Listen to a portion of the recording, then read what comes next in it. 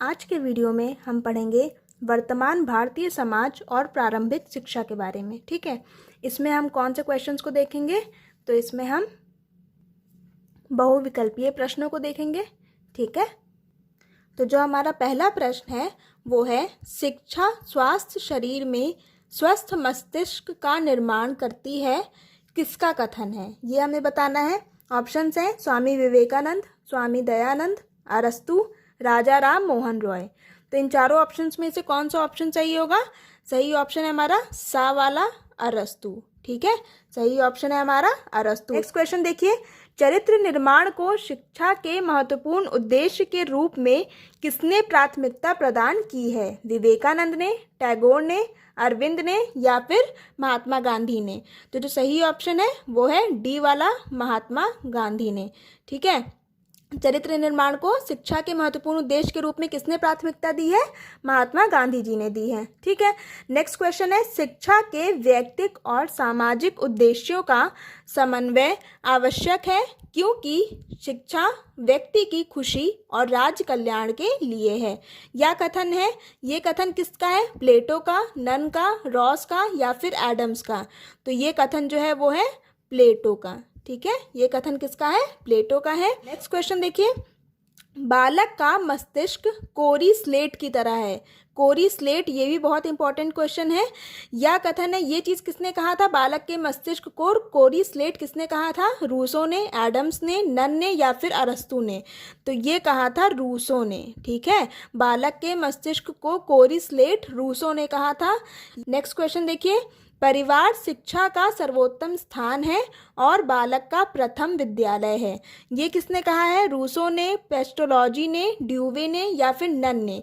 तो ये चीज़ कही है पेस्टोलॉजी ने। ठीक है, ये कथन किसका है? पेस्टोलॉजी का है कि जो परिवार होता है वो शिक्षा का सर्वोत्तम स्थान होता है। ठीक है, और बालक का प्रथम विद्यालय होता है। इसमें यह क्वेश्चन भी पूछा जाता है कि बालक का प्रथम विद्यालय कौन सा है? तो वो आंसर होगा परिवार है। ठीक है, और शिक्षा का सर्वोत्तम स्थान किसका है? परिवार का है। ठीक है, अब नेक्स्ट क्वेश्चन देखते हैं,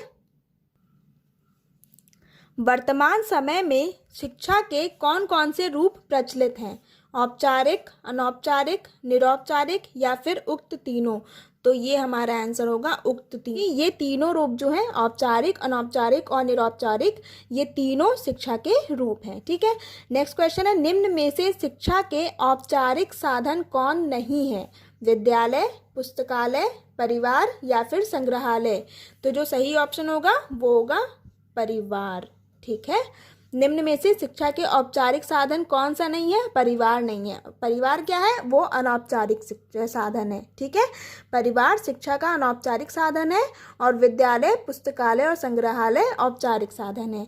नेक्स्ट क्वेश्चन है, निरौपचारिक शिक्षा के विभिन्न साधनों में से किस आयु वर्ग के लिए अधिक दबाव डाला गया था?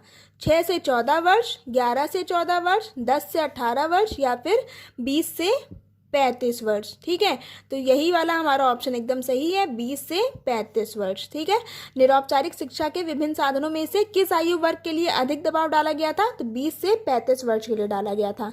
नेक्स्ट क्वेश्चन है, वैदिक कालीन शिक्षा संबंधित है रामायण से, वेदों से, कुरान से या फिर बाइबल से? तो वैदिक कालीन जो है वो हमारा वेदों से संबंधित है। ठीक है, नेक्स्ट क्वेश्चन है, मदरसा का संबंध है धार्मिक शिक्षा से, प्राथमिक शिक्षा से, माध्यमिक शिक्षा से या फिर उच्च शिक्षा से? तो मदरसा जो है उसका संबंध है उच्च शिक्षा से। ठीक है, तो डी वाला ऑप्शन एकदम सही होगा। नेक्स्ट क्वेश्चन देखिए, नेक्स्ट है, वैदिक शिक्षा का प्रमुख संस्कार था उपनयन संस्कार, उपसंपदा संस्कार, प्रबज्जा संस्कार या फिर बिस्मिल्लाह संस्कार? तो सही ऑप्शन होगा हमारा उपनयन संस्कार। ठीक है, ए वाला ऑप्शन एकदम सही है। उपनयन संस्कार कब किया जाता है? 8 से 12 वर्ष की उम्र में किया जाता है। ठीक है, प्रबज्जा संस्कार को ही हम लोग क्या कहते हैं? बौद्ध संस्कार कहते हैं, याद रखिएगा।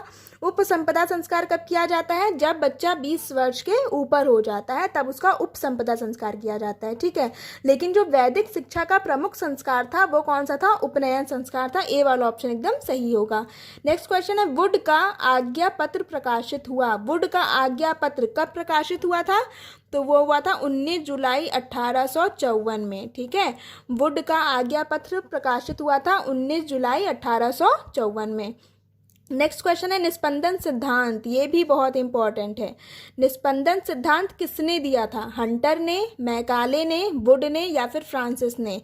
तो सही आंसर होगा हमारा मैकाले ने। ठीक है, निस्पंदन सिद्धांत किसका है? मैकाले का है।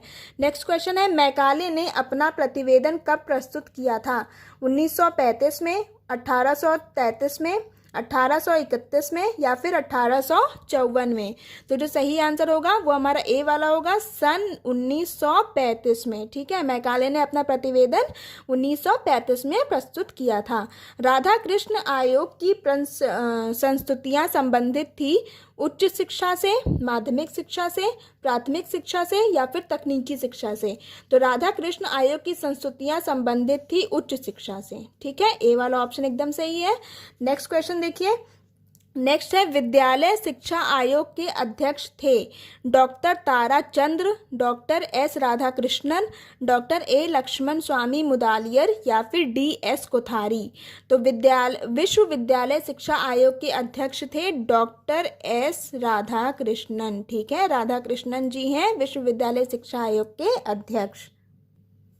नेक्स्ट क्वेश्चन है डॉक्टर राधाकृष्णन कमीशन की नियुक्ति सन 1948-49 में क्यों की गई थी?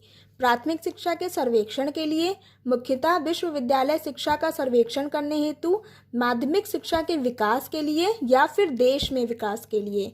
तो राधाकृष्णन कमीशन की नियुक्ति की गई थी मुख्यतः विश्वविद्यालय शिक्षा का सर्वेक्षण करने हेतु। ठीक, अभी हमने पढ़ा था विश्वविद्यालय शिक्षा आयोग के अध्यक्ष कौन है? राधाकृष्ण जी हैं। और राधाकृष्ण कमीशन की नियुक्ति की क्यों गई थी? विश्वविद्यालय शिक्षा का सर्वेक्षण करने हेतु किया गया था। ठीक है, नेक्स्ट क्वेश्चन है माध्यमिक शिक्षा आयोग 1953 का दूसरा नाम है शिक्षा आयोग, मुदालियर कमीशन, विश्वविद्यालय आयोग या फिर कोठारी शिक्षा आयोग? तो सही ऑप्शन क्या होगा हमारा? मुदालियर कमीशन। ठीक है, माध्यमिक शिक्षा आयोग 1953 का दूसरा नाम है मुदालियर कमीशन। माध्यमिक शिक्षा आयोग कब आया था? 1953 में आया था, ये ध्यान रखिएगा, और इसी का दूसरा नाम है मुदालियर कमीशन। ठीक है, नेक्स्ट क्वेश्चन है सन 1964-1965 में किस आयोग का गठन किया गया?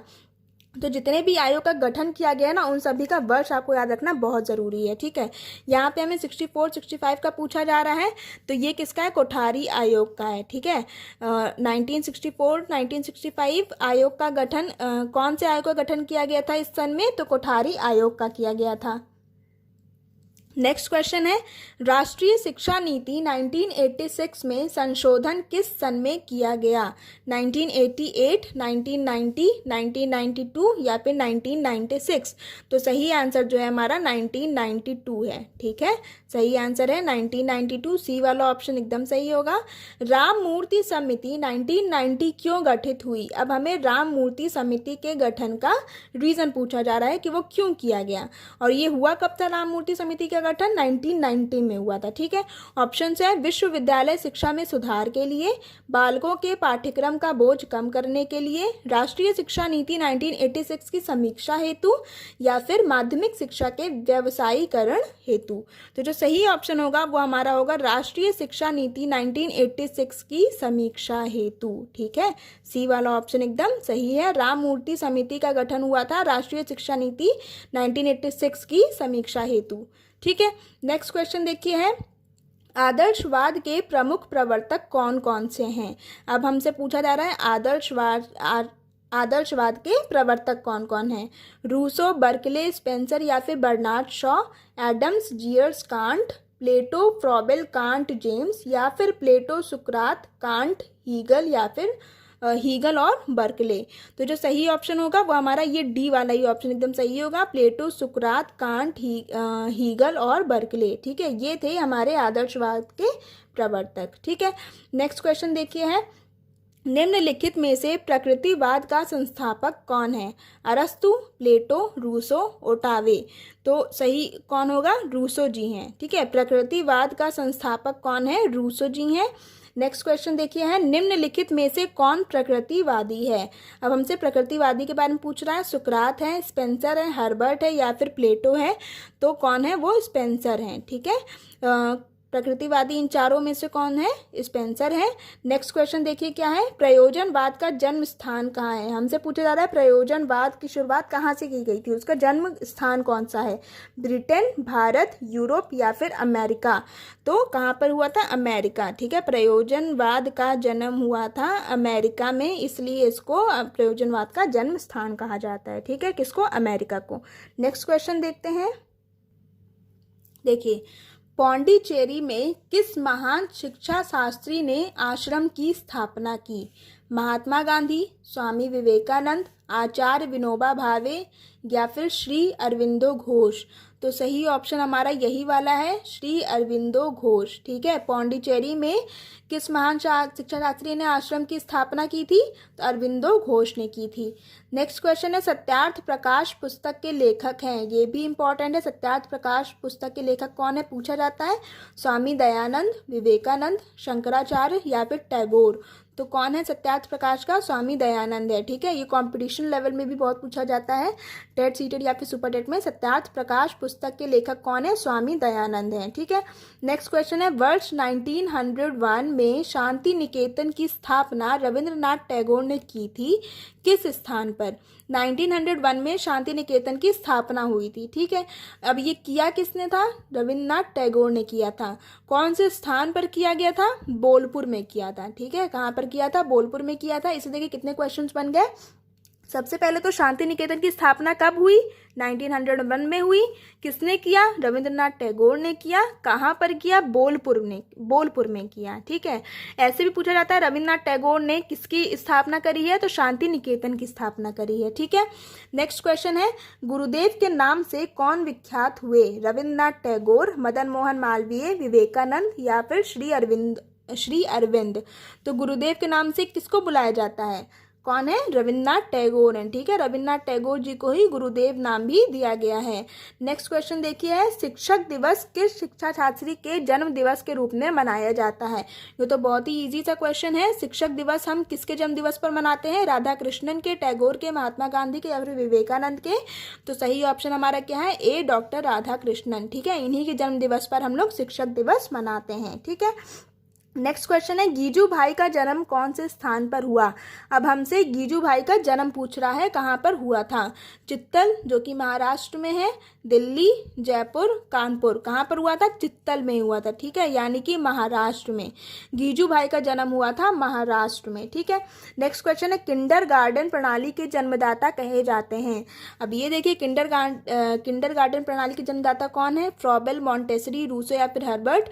लोग इसमें बहुत ही ज़्यादा कंफ्यूज होते हैं फ्रॉबेल में और मॉन्टेसरी में। तो किंडरगार्टन प्रणाली के जो जन्मदाता हैं वो फ्रॉबेल हैं। ठीक है, मॉन्टेसरी मत लगाइएगा गलती से भी। किंडरगार्टन प्रणाली के जन्मदाता फ्रॉबेल हैं। नेक्स्ट क्वेश्चन देखिए, प्रकृति के स्वामी की ओर से हर वस्तु सुंदर होती है परंतु मानव के हाथ में पहुंचने पर खराब हो जाते हैं, यह कथन है। यह कथन किसने दिया था कि प्रकृति के स्वामी की ओर से हर वस्तु सुंदर ही होती है लेकिन वो खराब कब होती है? जब वो मनुष्य के हाथ में आती है। ये कथन था रूसो का, ड्यूवी का, प्लेटो का या फिर अरस्तु का? तो ये कथन था रूसो का। ठीक है, ए वाला ऑप्शन एकदम सही है। नेक्स्ट क्वेश्चन देखिए, समाज की सबसे छोटी इकाई, ये भी पूछा गया है कई बार। समाज की सबसे छोटी इकाई कौन सी है? विद्यालय, परिवार, सामाजिक संस्थाएं या फिर व्यक्ति? तो कौन है? व्यक्ति है। ठीक है, समाज की सबसे छोटी इकाई जो है व्यक्ति है। नेक्स्ट क्वेश्चन देखिए क्या है। नेक्स्ट क्वेश्चन है, माताएं आदर्श अध्यापिकाएं हैं और घर द्वारा दी जाने वाली अनौपचारिक शिक्षा ही सबसे अधिक प्रभावशाली व स्वाभाविक है, किसने कहा? ये किसने कहा था? तो गांधी जी ने, कामेनियस ने, फ्रॉबेल ने या फिर मॉन्टेसरी ने? तो ये कथन थी फ्रॉबेल की। ठीक है, ये चीज़ किसने कही थी? फ्रॉबेल ने कही थी कि माताएं जो हैं वो आदर्श अध्यापिकाएं हैं और घर द्वारा दी जाने वाली शिक्षा कौन सी है, अनौपचारिक शिक्षा है, वही सबसे अधिक प्रभावशाली व स्वाभाविक है। ठीक है, ये कथन फ्रॉबेल ने दी थी। नेक्स्ट क्वेश्चन देखेंगे। देखिए नेक्स्ट क्वेश्चन है, घर शिक्षा का सर्वोत्तम स्थान है और बालक का प्रथम विद्यालय। ये क्वेश्चन अभी हम लोग पीछे भी कर चुके हैं, रिपीटेड क्वेश्चन है कि घर जो है वो शिक्षा का सर्वोत्तम स्थान है और बालक का प्रथम विद्यालय है। ये किसने कहा था, पीछे भी पूछा गया था, यहाँ भी पूछा जा रहा है। ये कथन है पेस्टोलॉजी का। ठीक है, ये कथन किसने कहा था, पेस्टोलॉजी जी ने कहा था। नेक्स्ट क्वेश्चन है, राज्य का निःशुल्क एवं अनिवार्य प्राथमिक शिक्षा से कोई संबंध नहीं है। सत्य है कि असत्य, बताइए। राज्य का निःशुल्क एवं अनिवार्य प्राथमिक शिक्षा से कोई संबंध है कि नहीं है, तो ये कौन सा ऑप्शन होगा, असत्य है। ठीक है, यहाँ पर बोला गया नहीं है, जबकि राज्य का निःशुल्क एवं अनिवार्य प्राथमिक शिक्षा से संबंध है। ठीक है, तो ये कथन जो है वो असत्य है। ठीक है, नेक्स्ट क्वेश्चन देखिए, प्लेटो ने अपने ग्रंथ रिपब्लिक किसका ग्रंथ है, प्लेटो का है। ठीक है, में दार्शनिक शासन की कल्पना की है। ये कथन है सत्य या फिर असत्य, तो ये कथन एकदम सत्य है। ठीक है, प्लेटो ने अपने ग्रंथ जो कि रिपब्लिक है उसमें दार्शनिक शासन की कल्पना की है। ठीक है, नेक्स्ट क्वेश्चन देखिए, राज्य विशिष्ट रूप से कमजोर वर्ग के शैक्षिक व आर्थिक हितों को ध्यान में रखेगा या संविधान की धारा में वर्णित है। ये कौन से ये कथन जो है ये संविधान के कौन से अनुच्छेद में दी गई है, 47 में, 46 में, 29 में या फिर 45 में। तो इसका जो सही ऑप्शन होगा वो बी वाला होगा, अनुच्छेद 46 में। ठीक है, ये कथन किसमें है, संविधान के अनुच्छेद 46 में दिया गया है। नेक्स्ट क्वेश्चन देखिए, पब्लिक स्कूलों के विकास में जो प्रमुख बाधा संविधान प्रावधानों की क्रियान्वित के जिस क्षेत्र में आई वह है निःशुल्क व अनिवार्य शिक्षा, पिछड़े वर्गों की शिक्षा, स्त्री शिक्षा या फिर शैक्षिक अवसरों की समानता। तो सही ऑप्शन जो होगा वो हमारा डी वाला ही होगा, शैक्षिक अवसरों की समानता। ठीक है, नेक्स्ट देखिए, वर्तमान में बालकों में मूल्य विकास हेतु सबसे प्रभावी संचार माध्यम कौन सा है, समाचार पत्र, वीसीआर, टीवी या फिर रेडियो। तो सही ऑप्शन हमारा है टीवी। ठीक है, वर्तमान में बालकों के मूल्य विकास हेतु सबसे प्रभावी संचार माध्यम जो है वो टीवी ही है। ठीक है, नेक्स्ट क्वेश्चन देखिए, राष्ट्रीय एकीकरण का अर्थ है। अब हमसे पूछा जा रहा है राष्ट्रीय एकीकरण का अर्थ क्या है। सभी भारतीयों को एक जैसा बनाना, भारतीयों में सांस्कृतिक विभिन्नताओं को स्वीकार करना, सभी भारतीयों को किसी एक संप्रदाय का समर्थक बनाना या फिर सभी भारतीयों को एक जैसी पोशाक पहनाना। तो जो सही ऑप्शन होगा वो हमारा बी वाला ऑप्शन होगा, भारतीयों में सांस्कृतिक विभिन्नताओं को स्वीकार करना। ठीक है, एकीकरण, राष्ट्रीय एकीकरण का अर्थ क्या होता है, भारतीयों में सांस्कृतिक विभिन्नताओं को स्वीकार करना। ठीक है, नेक्स्ट क्वेश्चन देखिए क्या है, राष्ट्रीय एकीकरण के लिए राष्ट्रीय एकता सम्मेलन ने शिक्षा के कौन कौन से उद्देश्य बताए हैं। अब हमसे पूछा जा रहा है राष्ट्रीय एकता सम्मेलन का कौन कौन सा,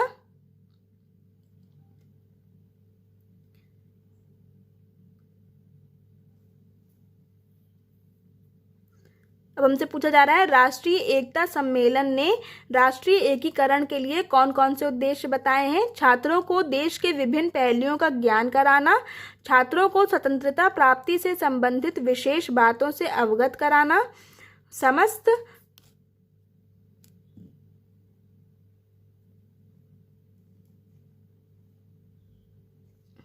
समस्त जातियों, संप्रदायों एवं राज्यों में मेल पैदा करने वाली लिखाई पढ़ाई को प्रोत्साहन देना या फिर उपर्युक्त सभी।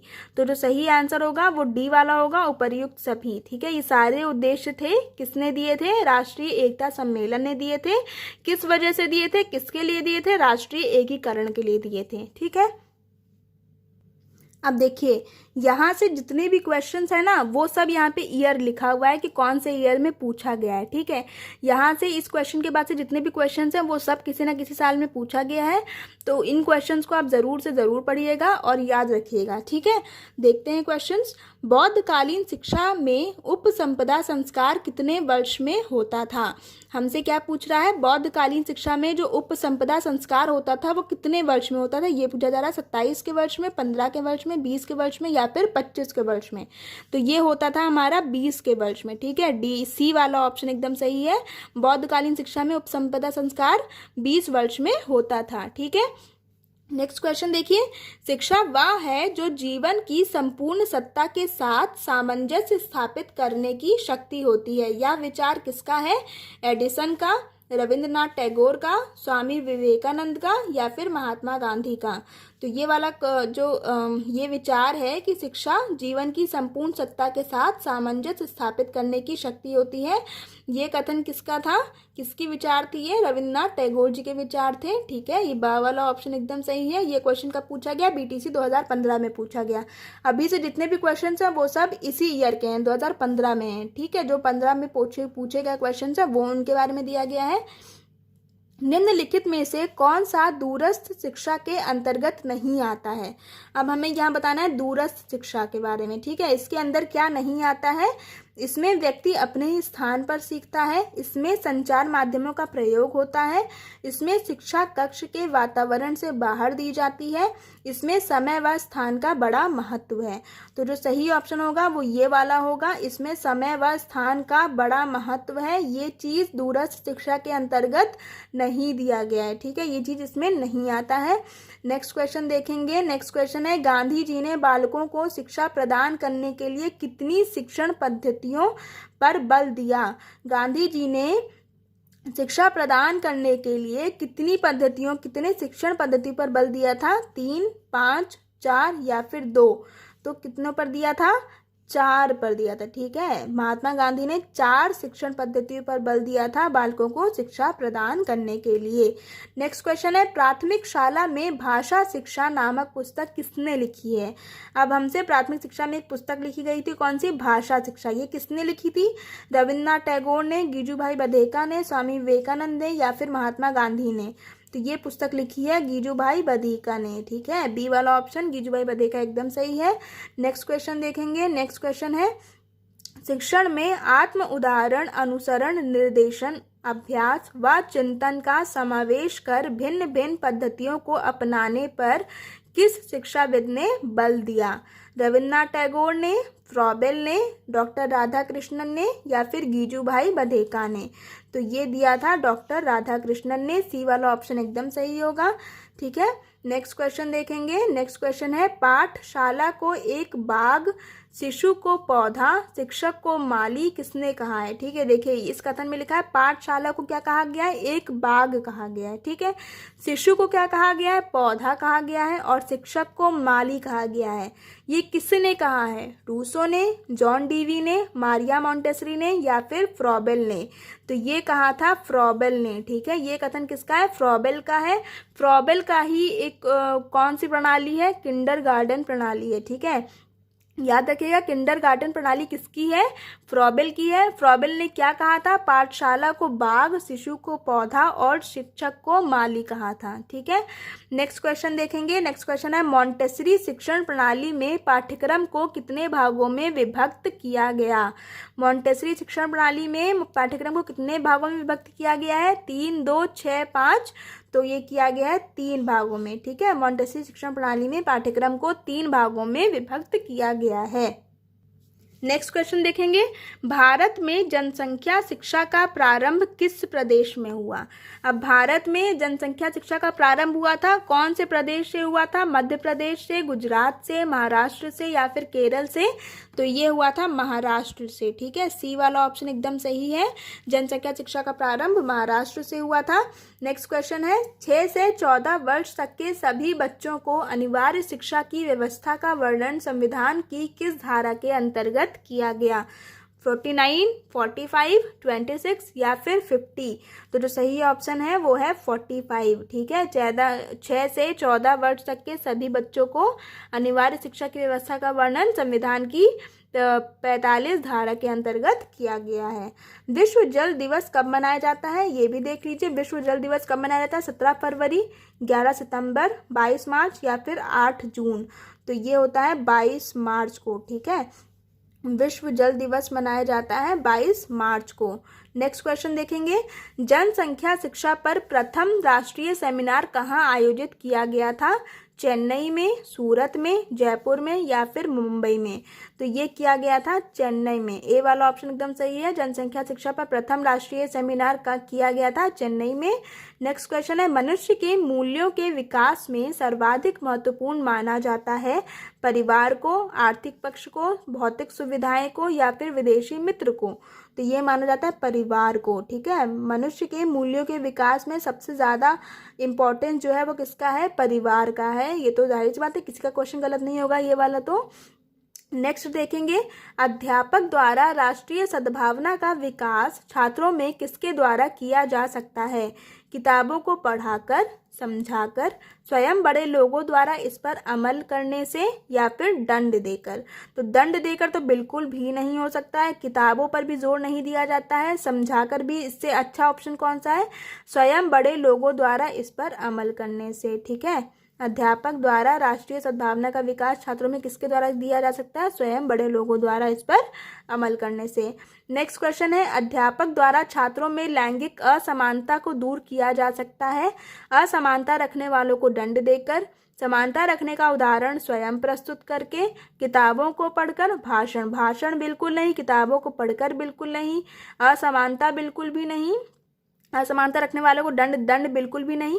सही ऑप्शन क्या होगा? समानता रखने का उदाहरण स्वयं प्रस्तुत करके अध्यापक द्वारा छात्रों में लैंगिक समानता को दूर किया जा सकता है। ठीक है, नेक्स्ट क्वेश्चन है, दीवा स्वप्न। दीवा स्वप्न पुस्तक के लेखक है। अब हमें बताना दीवा स्वप्न पुस्तक के लेखक कौन है? गीजू भाई है, स्वामी विवेकानंद है, महात्मा गांधी या फिर सर्वपल्ली राधाकृष्णन है? तो जो सही आंसर होगा वो होगा गीजू भाई। ठीक है, दीवा स्वप्न पुस्तक के लेखक है गीजू भाई। अब देखिए नेक्स्ट क्वेश्चन है, निम्नलिखित में से कौन सी अनौपचारिक शिक्षा की विशेषता है? स्थान निश्चित नहीं होता, समय निश्चित नहीं होता, स्वतंत्र होती है या फिर उपर्युक्त सभी? तो ऑप्शन हमारा कौन सा सही होगा? डी वाला ऑप्शन होगा, उपर्युक्त सभी। ये सभी क्या है? अनौपचारिक शिक्षा की विशेषताएं हैं। ठीक है, संविधान में किस भाषा को राजभाषा का दर्जा मिला है? हिंदी को, उर्दू को, अंग्रेजी को या फिर फारसी को? तो संविधान में किस भाषा को राजभाषा क्या है? हमारी हिंदी है। ठीक है, तो किसको दर्जा मिला है संविधान में? हिंदी को मिला है। नेक्स्ट क्वेश्चन है, शिक्षा एक त्रिमुखी प्रक्रिया है या कथन है? जॉन लॉक का, रविन्द्रनाथ टैगोर का, जॉन डीवी का या फिर महात्मा गांधी का?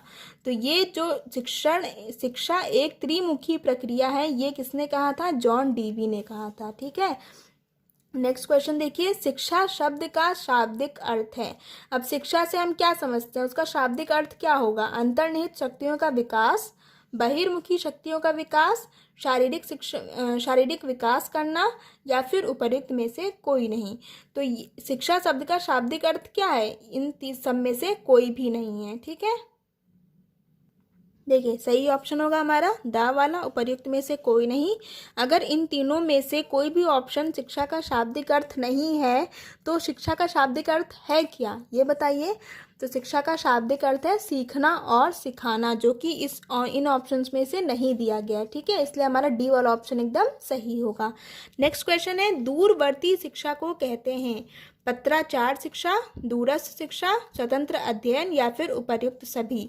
तो सही ऑप्शन होगा हमारा उपर्युक्त सभी। दूरवर्ती शिक्षा को हम पत्राचार शिक्षा के नाम से भी जानते हैं, दूरस्थ शिक्षा के नाम से भी जानते हैं और स्वतंत्र अध्ययन के नाम से भी जानते हैं। ठीक है, नेक्स्ट क्वेश्चन है, शिक्षण के 3 केंद्र बिंदु हैं। अब शिक्षण के 3 केंद्र बिंदु कौन कौन से हैं ये बताने हैं। अध्यापक, बालक और पाठ्यक्रम, विषय अध्यापक श्यामपट्ट, पुस्तकें बालक और अध्यापक, बालक बालिकाएं और अध्यापक। तो जो सही ऑप्शन होगा वो हमारा अ वाला होगा, अध्यापक, बालक और पाठ्यक्रम। ठीक है, कक्षा में कौन होगा? बालक बच्चे होंगे तभी तो पढ़ेंगे। पढ़ाएगा कौन? अध्यापक। और क्या पढ़ाएगा? पाठ्यक्रम पढ़ाएगा। तो शिक्षण के 3 केंद्र बिंदु कौन से होते हैं? यही 3 होते हैं, अध्यापक, बालक और पाठ्यक्रम। ठीक है, नेक्स्ट क्वेश्चन देखेंगे, शिक्षण को रोचक और प्रभावशाली बना देती है चित्रकला, विज्ञान, शिक्षण में प्रयुक्त युक्तियां या फिर लेखन की कला? तो कौन से बनाती हैं शिक्षण को रोचक और प्रभावशाली? शिक्षण में प्रयुक्त युक्तियां। ठीक है, मतलब कि आप शिक्षण पढ़ाते समय किन किन युक्तियों का प्रयोग करते हैं, इस पे बच्चों को रोचक और प्रभावशाली उस बच्चों का डिपेंड करता है। ठीक है, नेक्स्ट क्वेश्चन है, शिक्षा एक प्रक्रिया है जिसके द्वारा बालक अपनी जन्मजात शक्तियों को अभिव्यक्त करता है। यह कथन है जॉन डीवी का, रूसो का, फ्रॉबेल का या फिर मॉन्टेसरी का? तो ये कथन है फ्रॉबेल का। ठीक है, शिक्षा एक प्रक्रिया है जिसके द्वारा बालक अपनी जन्मजात शक्तियों को अभिव्यक्त करता है, ये कथन है फ्रॉबेल का। नेक्स्ट क्वेश्चन है, मारिया मॉन्टेसरी भारत आई। अब हमें बताना है मारिया मॉन्टेसरी भारत कब आई थी? 1909 में, 1919 में, 1929 में या फिर 1939 में? तो मारिया मॉन्टेसरी भारत 1939 में आई थी। ठीक है, इसलिए हमारा डी वाला ऑप्शन एकदम सही होगा। अब नेक्स्ट क्वेश्चन है, देखिए, जनसंख्या शिक्षा में सबसे अधिक उत्तरदायित्व है अभिभावकों का, समाज का, शिक्षकों का या फिर राष्ट्र का? तो शिक्षकों का सबसे अधिक उत्तरदायित्व है जनसंख्या शिक्षा में। ठीक है, नेक्स्ट क्वेश्चन, शिक्षा के अधिकार के क्रियान्वयन की प्रमुख चुनौती है प्रशिक्षित शिक्षकों का अभाव, दोषपूर्ण पाठ्यक्रम, शासकीय उदासीनता या फिर उपर्युक्त सभी? तो हमारा ये तीनों जो सही है, ठीक है, तीनों ऑप्शन सही है, तो हमारा ऑप्शन कौन कौन सा होगा? उपर्युक्त सभी होगा। ठीक है, शिक्षा के अधिकार के क्रियान्वयन की प्रमुख चुनौती ये तीनों हैं। ठीक है, नेक्स्ट क्वेश्चन है, पाठ योजना का निर्माण आवश्यक है छात्रों को पढ़ाने की प्रेरणा हेतु, छात्र को भटकाने से बचाने हेतु, शिक्षक को छात्र के विषय में सूचित करने हेतु या फिर शिक्षण को योजनाबद्ध करने हेतु? ठीक है, ये थोड़ा सा गलत लिखा हुआ है, यहाँ पे होगा शिक्षण को योजनाबद्ध करने हेतु। तो हमारा सही ऑप्शन क्या होगा? यही होगा, शिक्षण को योजनाबद्ध करने हेतु। ठीक है, नेक्स्ट क्वेश्चन है, परिवार के द्वारा बालकों को प्राप्त होती है जीवन व्यवहार की शिक्षा, पारस्परिक सहयोग की शिक्षा, जीविकोपार्जन की शिक्षा या फिर उपर्युक्त सभी? तो परिवार के द्वारा बालकों को प्राप्त होती है, ये तीनों चीज़ें प्राप्त होती हैं। जीवन व्यवहार की शिक्षा भी प्राप्त होती है, पारस्परिक सहयोग की शिक्षा भी प्राप्त होती है, जीविकोपार्जन की शिक्षा भी प्राप्त होती है। तीनों ऑप्शन जब सही होगा तो हमारा ऑप्शन क्या हो जाएगा? डी वाला सही हो जाएगा, उपर्युक्त सभी। नेक्स्ट क्वेश्चन है, वैदिक कालीन गुरुकुल शिक्षा किस जीवन दर्शन पर आधारित थी? अब हमें बताना है जो गुरुकुल शिक्षा थी, ठीक है, ये कौन से दर्शन पर आधारित थी? प्रकृतिवाद, आदर्शवाद, समाजवाद या फिर व्यवहारवाद? तो ये थी हमारी आदर्शवाद पे ठीक है आधारित थी। वैदिक कालीन शिक्षा, जिसको गुरुकुल शिक्षा के नाम से भी जानते हैं, ये किस दर्शन पर आधारित थी? आदर्शवाद के दर्शन पर आधारित थी। ठीक है, अब नेक्स्ट क्वेश्चन देखेंगे, मनुष्य की अंतर्निहित पूर्णता को अभिव्यक्त करना ही शिक्षा है। यह कथन है टैगोर का, अरस्तु का, विवेकानंद का या फिर महात्मा गांधी का? तो ये था विवेकानंद का। ठीक है, नेक्स्ट क्वेश्चन है, दूरस्थ शिक्षा का नाम नहीं है। अब हमें बताना है दूरस्थ शिक्षा का कौन सा नाम नहीं है? मुक्त अधिगम, बाहरी अध्ययन, सह शिक्षा या फिर पत्राचार शिक्षा? तो सह शिक्षा तो बिल्कुल भी नहीं है दूरस्थ शिक्षा का, इसलिए ये हमारा स वाला ऑप्शन एकदम सही हो जाएगा। नेक्स्ट क्वेश्चन देखिए क्या है, बौद्धकालीन शिक्षा में प्रवज्ञा संस्कार कितने वर्ष के बालकों को दिया जाता है? 8 वर्षों के, 10 वर्ष के, 12 वर्ष के या फिर 11 वर्ष के? तो हमने इससे पहले भी पढ़ा था, प्रवज्ञा संस्कार जो है वो कब दिया जाता है? 8 वर्ष के बालकों को दिया जाता है। ठीक है, वर्धा में अखिल भारतीय राष्ट्रीय शिक्षा सम्मेलन आयोजित हुआ 1940 में, 1937 में, 1950 में या फिर 1948 में? तो इसका जो सही आंसर होगा वो हो जाएगा 1937 में। ठीक है, बी वाला ऑप्शन एकदम सही होगा। नेक्स्ट क्वेश्चन है, प्रकृतिवाद की प्रमुख शिक्षण विधि है करके सीखना, खेल द्वारा सीखना, स्वानुभव द्वारा सीखना या फिर उपर्युक्त सभी? तो प्रकृतिवाद की जो प्रमुख शिक्षण विधि है वो हो जाएगा डी ऑप्शन, प्रयुक्त सभी। ठीक है, करके सीखना भी होता है, खेल द्वारा सीखना भी होता है, स्वानुभव द्वारा सीखना भी होता है। ठीक है, तो डी वाला ऑप्शन एकदम सही हो जाएगा। देखिए अब हम लोग लास्ट पेज पे आ चुके हैं, जल्दी से क्वेश्चंस को खत्म करते हैं।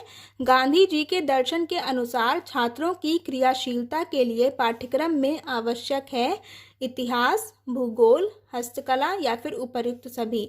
तो जहाँ पर हस्तकला आ जाए वहाँ पर यही सबसे ज़्यादा इंपॉर्टेंट होगा। ठीक है, और गांधी जी ने हस्तकला पर सबसे ज़्यादा जोर दिया भी था। ठीक है, तो जहाँ गांधी जी का नाम होगा वहाँ हस्तकला आएगा। ठीक है, नेक्स्ट क्वेश्चन है, डेमोक्रेसी एंड एजुकेशन, ये भी इंपॉर्टेंट है। डेमोक्रेसी एंड एजुकेशन पुस्तक के लेखक हैं फ्रॉबेल, रूसो, जॉन डीवी या फिर डॉक्टर मारिया मॉन्टेसरी? तो इसके जो हैं वो हैं जॉन डीवी। ठीक है, डेमोक्रेसी एंड एजुकेशन किसकी पुस्तक है? जॉन डीवी की है। नेक्स्ट क्वेश्चन देखिए, समान गुणवत्ता वाले स्कूलों की समान रूप से सभी को उपलब्धि समान अवसर का एक महत्वपूर्ण घटक है। यह कथन है एनिस का, लुईस क्रिस वर्ग का, प्लेटो का या फिर रायबर्न का। तो जो सही आंसर होगा वो बी वाला होगा, लुईस क्रिस वर्ग का। ठीक है, ये कथन किसका है? लुईस क्रिस वर्ग का है। नेक्स्ट क्वेश्चन देखेंगे। नेक्स्ट क्वेश्चन है, अनिवार्य प्राथमिक शिक्षा का संविधान के किस अनुच्छेद के द्वारा प्रावधान किया गया? अनिवार्य प्राथमिक शिक्षा कौन से अनुच्छेद में दिया गया है?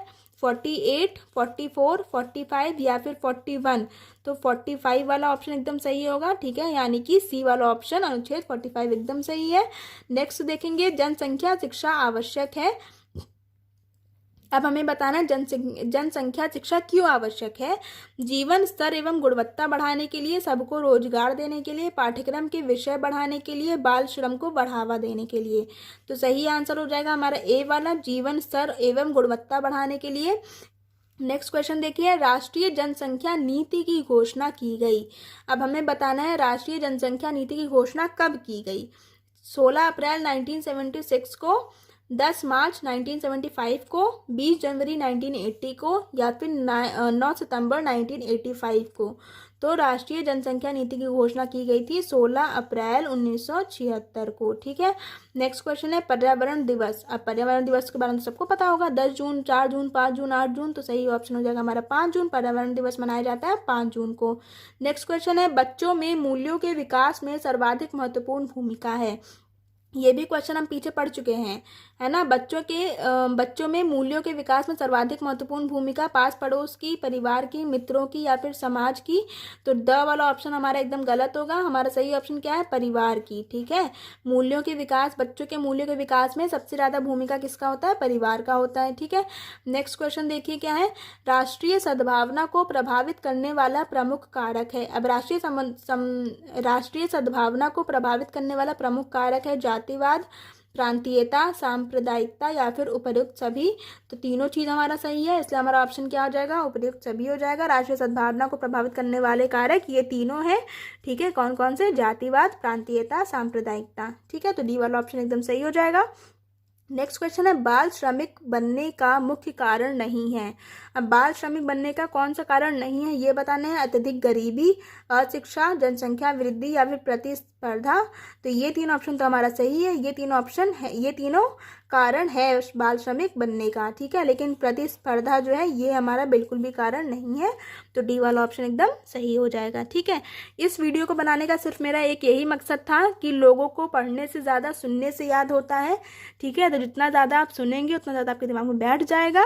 तो आप इस वीडियो को अच्छे से कान में ईयरफोन लगा के पूरा वीडियो देखेगा, सारे क्वेश्चन देखेगा। अगर ये ऑब्जेक्टिव नहीं पूछा जाता है तो ये किस में पूछा जाएगा? वेरी शॉर्ट आंसर क्वेश्चन में भी पूछा जा सकता है। ठीक है, तो आपको इस सारे क्वेश्चंस को ध्यान रखना है, दोनों तरह से पढ़ना है। अगर ये वेरी शॉर्ट में आ गया तो कैसे देना, यानी कि बिना ऑप्शंस के, और जब ऑप्शंस में पूछा जाए तो वो आप कर ही ले जाएंगे। ठीक है, तो अगर आप सभी को वीडियो पसंद आया हो तो प्लीज़ लाइक कर दीजिएगा, चैनल सब्सक्राइब ना किया तो सब्सक्राइब कर दीजिएगा और प्रेस आइकन को दबाना बिल्कुल मत भूलिएगा। ठीक है, ताकि आपको फर्दर नोटिफिकेशंस मेरे वीडियो के मिलते रहें। Thank you guys for watching, bye bye.